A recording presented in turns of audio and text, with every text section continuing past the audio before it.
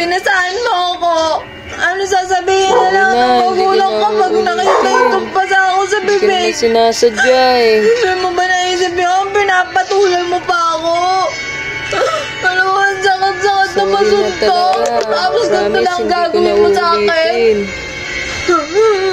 Sabi ko naman sa'yo, pag tayo nag-aaway, huwag mo akong papatulan. Ang sakit-sakit. Paano lang kapag bibili tayo? Hindi ako makakasama sa'yo kasi nakakahiya. May pasa ako.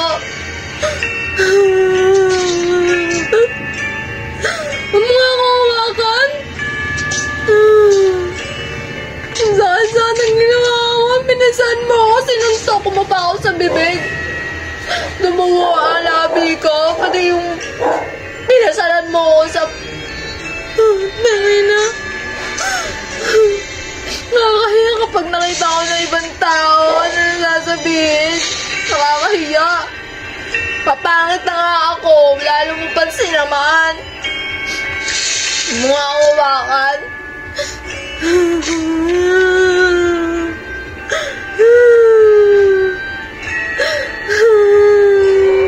Ang sakit.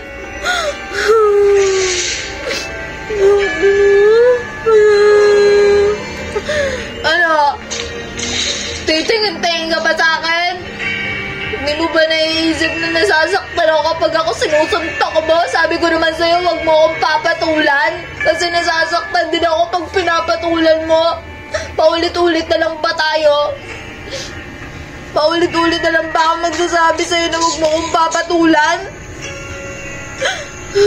Sorry na, nasiko ko lang Ba ako naman eh. naiintindihan? Nasasaktan din naman ako. Nasasaktan din ako. Hindi mo ako naisip.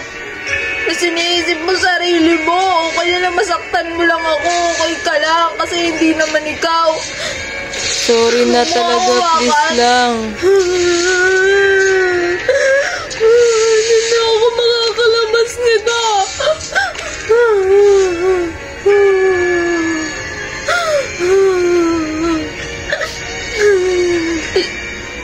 Dito ka na nga. Sabi ko naman kasi sa'yo, huwag mo akong papatulan eh. Pinapatulan mo kasi ako eh. Sorry, hindi ko naman sinasadya. Sorry na. Nasagi lang naman kita. Mag-games ka na. Nasagi, sinuntok mo nga ako. Sabi ko naman sa'yo, huwag mo akong papatulan. Tingnan mo nangyari sa akin. Tingnan mo nangyari sa akin. Ang sakit-sakit. Nabingin mo nga ako. Mag-sorry ka nga. Sorry. Hindi na ako makakalabas ng bahay nito. Pinasahan mo ko sa bibig. Hindi mo ako iniisip. Nasaktan din naman ako.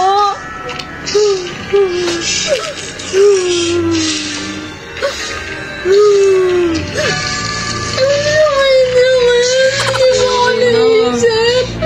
Sorry na, hindi ko naman sinasadya yun eh. Hindi mo sinasadya? Nadanggil lang kita niyan. Hanggang sinuntok mo ako. Sabi ko naman sa'yo, huwag mo akong papatulan. Sorry na. Mas masakit yung akin. Sorry, nasagli ko na nasiko yan.